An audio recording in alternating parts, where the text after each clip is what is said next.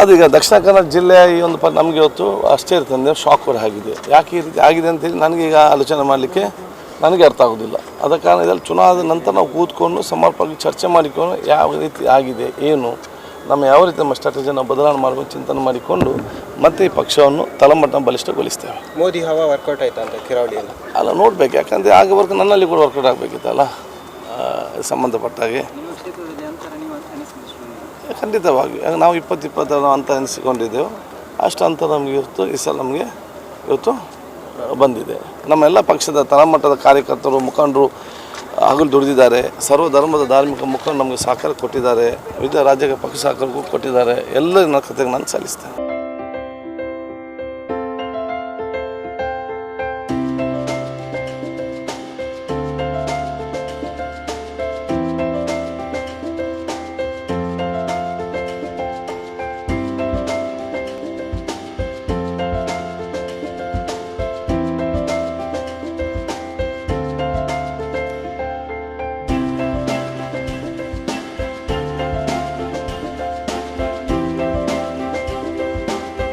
ಐವತ್ತಾರು ಸಾವಿರ ಚಿಲ್ಲರೆ ಕ್ರಿಶ್ಚಿಯನ್ ಮತ್ತು ಮುಸ್ಲಿಂ ಓಟ್ಗಳು ಪೋಲಾಗಿದೆ.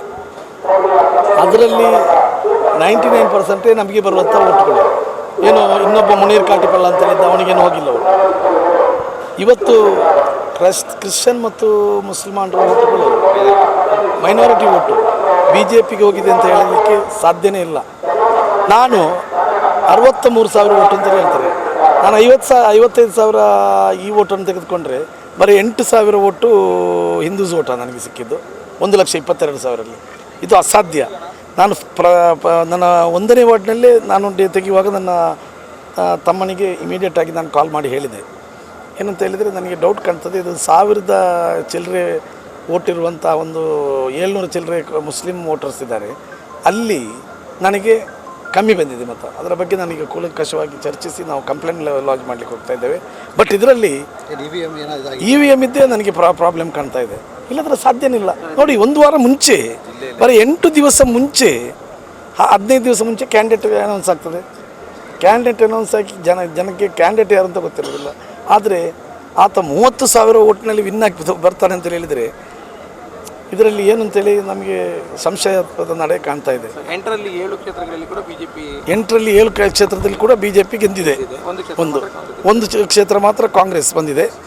ಅದು ಅವ್ರಿಗೆ ಗೊತ್ತುಂಟು, ಅಲ್ಲಿ ಏನು ಸೆಟ್ ಮಾಡಲಿಕ್ಕೆ ಹೋಗಿಲ್ಲ. ಅದು ಒಂದು ವೇಳೆ BJP ಬಂದರೆ ಇದು ಫ್ರಾಡ್ ಮಾಡಿದ್ದಾರೆ ಅಂತ ಹೇಳುವಂಥದ್ದು ಹಿನ್ನೆಲೆಯಲ್ಲಿ ಗೊತ್ತಾಗ್ತದೆ ಅಂತ ಹೇಳುವಂಥ ಹಿನ್ನೆಲೆಯಲ್ಲಿ ಆಗಲಿಲ್ಲ. ಬಟ್ ಇದರಲ್ಲಿ ಖಂಡಿತ ನಾನು ಚಾಲೆಂಜ್ ಮಾಡಿ ಹೇಳ್ತಾ ಇದ್ದೇನೆ. ನಾನು ನಿಮ್ಮ ಹತ್ರ ಕೇಳ್ತಾ ಇದ್ದೇನೆ, 1,22,000 ಓಟ್ನಲ್ಲಿ ನನಗೆ 8,000 ಹಿಂದೂಸ್ ಓಟ್ ಸಿಗುತ್ತಾ? 63,000 ಅಂದರೆ 8,000 ಹಿಂದೂ.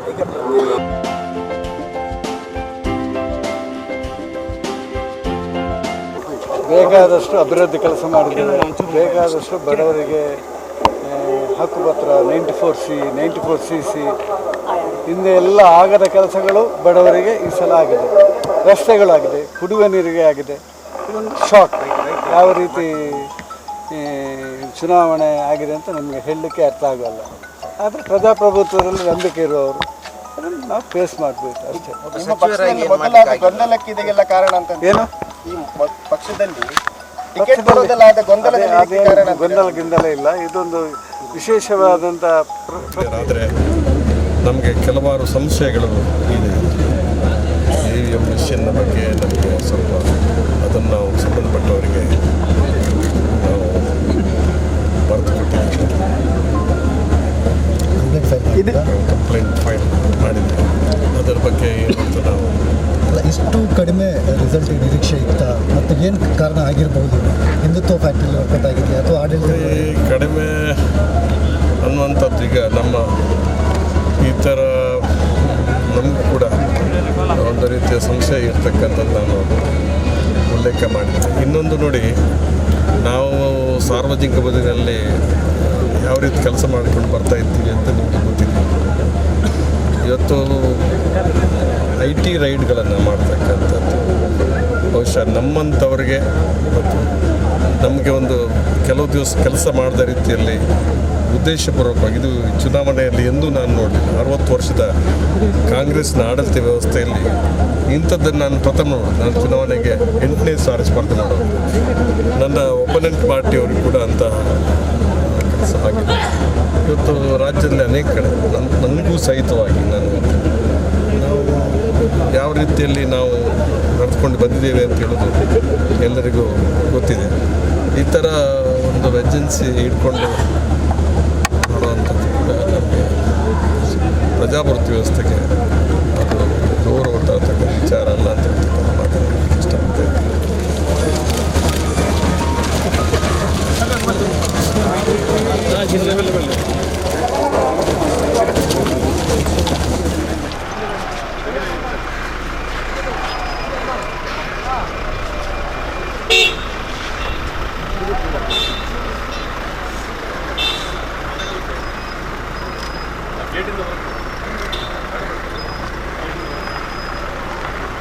ಅದು ಸಮಾಜಕ್ಕೆ ಹಿತ ಉಂಟು ಮಾಡುವಂಥ ಅಪಪ್ರಚಾರ ಅಲ್ಲ. ಆದ ಕಾರಣ ಸಾಮರಸ್ಯವನ್ನು ಕದಡುವಂಥ ಅಪಪ್ರಚಾರಕ್ಕೆ ಜನ ಭಯಪಟ್ಟಿದ್ದಾರೆ. ಅಲ್ಲ, ಬಟ್ ನೀವು ಅದೆಲ್ಲ ಮೀರೇ ನಿಂತಿದ್ರಲ್ಲ ನಿಮ್ಮ ಇದರಲ್ಲಿ. ನೋಡಿ, ನಿಂತಿದ್ದೆ, ಆದರೆ ನಿಲ್ಬೇಕಂತ ನಾನು ನಿಂತಿದ್ದೆ, ಜನ ನಿಲ್ಬೇಕಲ್ಲ.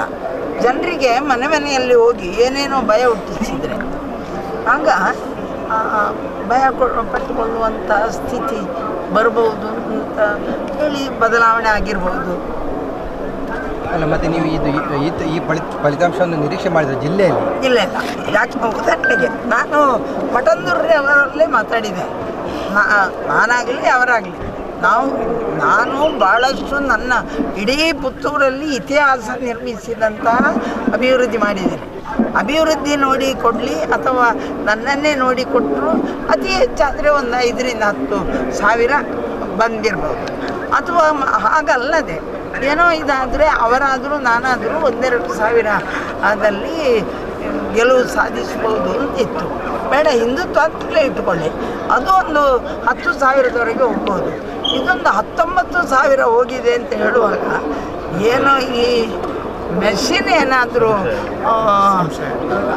ಲಾಗ ಹೊಡೀತದ ಏನೋ. ಇನ್ನು ಈಗ ಯಾರೋ ಹೇಳಿದರು, ನಾನು ಟಿ ವಿ ನೋಡಲಿಲ್ಲ, 219 ಜನ ಇದ್ದಲ್ಲಿ 2,119 ಓಟು ಪೋಲಾಗಿದೆ ಅಂತ ಬರ್ತಾ ಇದೆ ಅಂತೆ. ಇದೆಲ್ಲ ನೋಡಿದರೆ ಈ ಮಿಷನ್ ಸರಿಯಾ, ನಾವು ಸರಿಯಾ, ಜನ ಸರಿಯಾ? ಬಹುಶಃ ನೀವು ಜನರ ನಾಡಿ ಮಿಡಿತ ನಿಮಗೆ ತಪ್ಪಿತ್ತ? ನನಗಿಲ್ಲ. ನೋಡಿ, ನಂದೇನೆಂದರೆ ನಾನು ಯಾರಿಗೂ ಒತ್ತಡ ಹಾಕಿಲ್ಲ. ಪ್ರತಿಯೊಬ್ಬರಲ್ಲೂ ಹೇಳಿದ್ದೇನು, ನೀವು ಅಭಿವೃದ್ಧಿ ನೋಡಿ ಕೊಡಿ. ಸರಿ, ನಿಮಗೆ ಅಭಿವೃದ್ಧಿಯೇ ಬೇಡ, ನೀವು ಪಕ್ಷವೇ ನೋಡಿ ಕೊಡೋದಾದರೆ ಪಕ್ಷದ ಇದರಿಂದ ಕೊಡಿ. ಅಥವಾ ಸಿದ್ದರಾಮಯ್ಯನವರ ಸಾಧನೆ ಆದರೆ ಅದನ್ನು ಕೊಡಿ ಅಂತ ಕೇಳಿರೋದು. ಅದು ಬಿಟ್ಟು ಇದು ಮೂರನ್ನು ಬಿಟ್ಟು ಯಾವ BJPಯ ಮೇಲೆ ಗೌರವವ ಅಥವಾ ಮೋದಿ ಕರ್ನಾಟಕಕ್ಕೆ ಏನೂ ಅಲ್ಲ. ಮೋದಿ ರಾಷ್ಟ್ರ ಮಟ್ಟದಲ್ಲಿ ಆದಾಗ ಮೋದಿ ವೇವ್ ಅಂತ ಹೇಳ್ಬೋದು. ಇವತ್ತು ನನಗೆ ಹಾಗೆ ಕಾಣುವುದಿಲ್ಲ. ಆಂತರಿಕ ಸಮೀಕ್ಷೆಯಲ್ಲಿ ನಿಮಗೆ ಕಾಂಗ್ರೆಸ್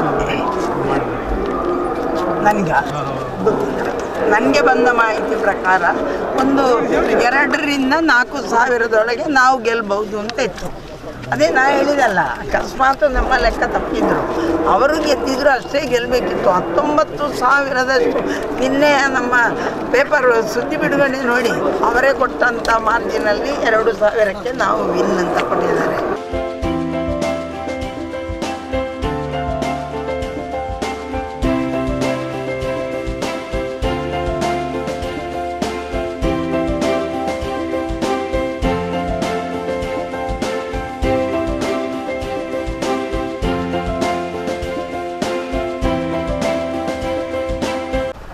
ಇವತ್ತು ನಮ್ಮ ಕ್ಷೇತ್ರದ ಗೆಲುವು ಸಾಧಿಸಲು ಕೂಡ ನಮ್ಮ ಜಿಲ್ಲೆ ಉಡುಪಿ ಸರ್ಕಾರ ಕೂಡ ನಮ್ಗೆ ಕಟ್ಟಲಿಕ್ಕೆ ಆಗಲಿಲ್ಲ. ಆದ ಕಾರಣ ನಮ್ಮ ಕ್ಷೇತ್ರದ ಉದ್ದೇಶಿಸಿದಂಥ ವಿಜಯೋತ್ಸವವನ್ನು ಮತ್ತು ಅಭಿನಂದನಾ ಕಾರ್ಯಕ್ರಮ ಎಲ್ಲ ರದ್ದುಪಡಿಸಿದೆ.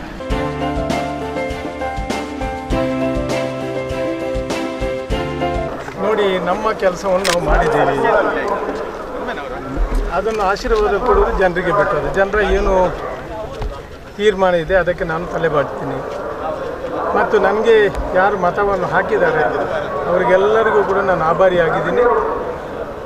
ಮತ್ತು ಮುಂದೆಯೂ ಕೂಡ ನಮ್ಮ ನಗರ ಅಭಿವೃದ್ಧಿ ಆಗಲಿ, ಒಳ್ಳೆಯ ನಗರವಾಗಿ ಮಾರ್ಪಾಡಲಿ, ಹಲವಾರು ಅಭಿವೃದ್ಧಿ ಕೆಲಸಗಳನ್ನು ಮಾಡಬೇಕಂತ ನಾನು ಮನಸ್ಸಿನಲ್ಲಿಟ್ಟೆ.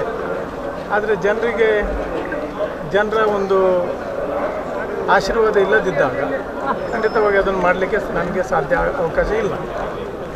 ನಾನು ಒಂದೇ ಹೇಳಲಿಕ್ಕೆ ಇಷ್ಟಪಡ್ತೀನಿ, ಯಾರು ಜನಪ್ರತಿನಿಧಿಗಳು ಆದರೂ ಮುಂದೆ ಅದನ್ನೆಲ್ಲ ನಮ್ಮ ವೇದವ್ಯಾಸ್ ಕಾಮತ್ರವರಿಗೆ ಮಂಗಳೂರು ದಕ್ಷಿಣಕ್ಕೆ ಶಾಸಕರಾಗಿ ಜನರು ಆಯ್ಕೆ ಮಾಡಿದ್ದಾರೆ. ಅವರು ಅದನ್ನೆಲ್ಲ ಮುಂದುವರಿಸಲಿ ಮತ್ತು ಅವರಿಗೆ ಎಲ್ಲ ರೀತಿಯ ಸಹಕಾರವನ್ನು ಜನರು ಕೊಡಲಿ ಮತ್ತು ನಮ್ಮ ನಗರ ಒಂದು ಮಾದರಿ ನಗರವಾಗಿ ಮಾರ್ಪಾಡಲಿ ಅಂತ ಮಾತ್ರ ನಾನು ಆಶಿಸ್ತೀನಿ. EVM ಬಗ್ಗೆ ನೋಡೋಣ ಏನಾಗ್ತದೆ ಅಂತ. ಯಾಕೆಂದರೆ ನನಗೆ ಕೆಲವು ಸಾರಿ ನಂಬಲಿಕ್ಕೆ ಕಷ್ಟ ಆಗ್ತಾಯಿದೆ.